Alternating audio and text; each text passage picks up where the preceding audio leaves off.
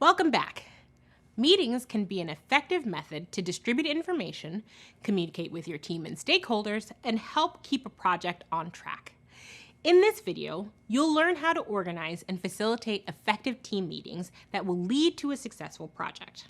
While the size, purpose, and format of meetings may differ, effective meetings always have the following elements in common. They are structured, intentional, collaborative, and inclusive. Let's study these elements in more detail. First, effective meetings are structured. This means they start and end on time, the attendees have been carefully selected, the meeting topics are prioritized, and the designated note taker has been assigned. Managing the meeting time and audience lets participants know that they're valued and appreciated. Remember that everyone's time is valuable. If someone's presence is unnecessary, you don't need to invite them to the meeting. Maybe you can share the notes. Include people who can contribute to the discussion and anyone who will be directly affected by the topics discussed.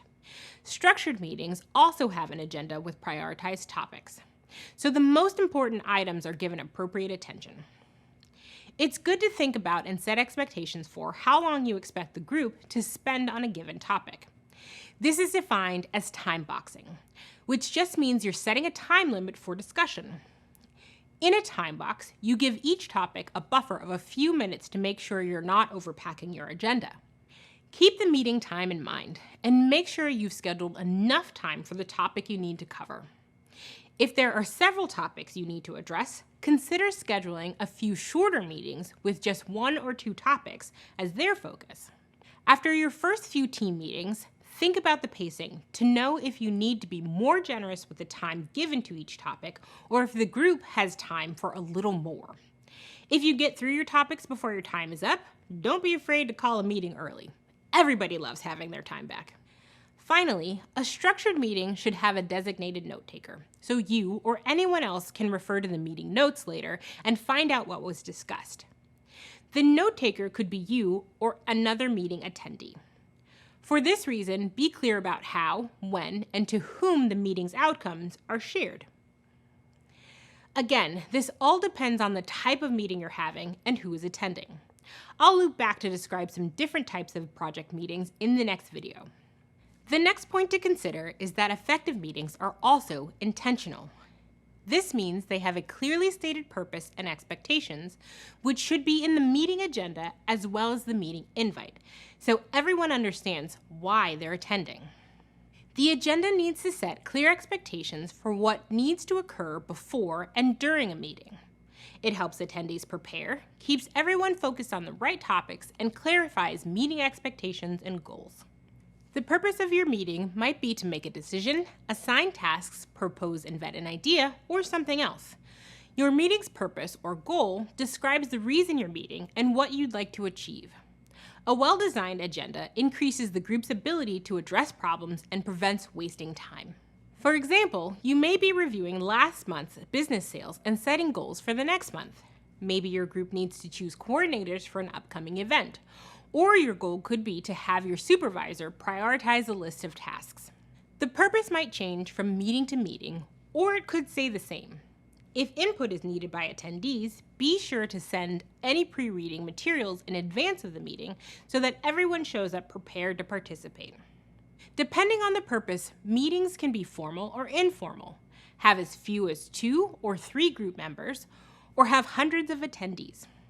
Whatever it is, make sure you state a clear, thoughtful purpose and strive to achieve that purpose by the end of the allotted time. Another element of effective meetings is encouraging a collaborative environment. Collaboration is when people work together to produce or create something. There are lots of ways to make your meetings collaborative, even if the purpose is for one person to share important information with the rest of the group. One easy way to do this is to be sure the agenda isn't just full of presentations where participants are talked at. Be sure the agenda is clear about the objectives of the session. Will a decision be made? Or is the session for information and discussion? Second, have a digital shared meeting document and encourage participants to write any comments or thoughts directly in the document. But more importantly, remind them that the notes will be shared. This encourages active listening and participation in real time during the meeting. Last, it's important to respect and embrace each individual's preferred communication style, even in meetings, especially in collaborative meetings. Let folks know they're welcome to respond verbally, through the chat, in the meeting notes, or in any other format you'd like to include. The final element of an effective meeting is that it's inclusive. Inclusivity is the practice or policy of including people who might otherwise be excluded or marginalized. When it's done well, inclusion leads to excellent collaboration, ensuring that every participant's contributions are valued.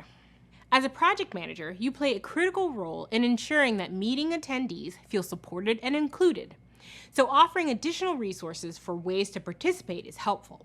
For both in-person and virtual meetings, consider appointing a meeting moderator or facilitator. This person will guide the meeting and help participants ask questions in real time while someone else is presenting. This way, the presenter can stay focused on their topic while the moderator pays attention to the participants and can help guide participants on when they can chime in. It's also a good idea to leave space in the meeting for participants who've been quiet. At the close of a topic or before the meeting ends, you might consider going around the room once in a while and asking each person to comment on a particular issue or question. I like to call this a final flight check before everyone takes off and goes their separate ways. A key component of inclusivity is ensuring that your meetings and presentations are accessible. You'll find more information on this in the course resources. Another thing to consider is the level of internet access when conducting virtual meetings. For those without strong internet access, provide a phone dial-in option. Most online meeting tools, including Google Meet and Zoom, have this option. Let participants know it's okay to turn off their cameras if they need to improve the connection or adjust the video quality. Focusing on inclusion helps build a sense of belonging and serves as a reminder that we live in a world with many different kinds of people. Creating a meeting space where people of different views, backgrounds, and experiences can do their best work and be there for one another is key. These tips aren't exhaustive by any means, but hopefully they can be useful to start empowering others to meaningfully join in and contribute.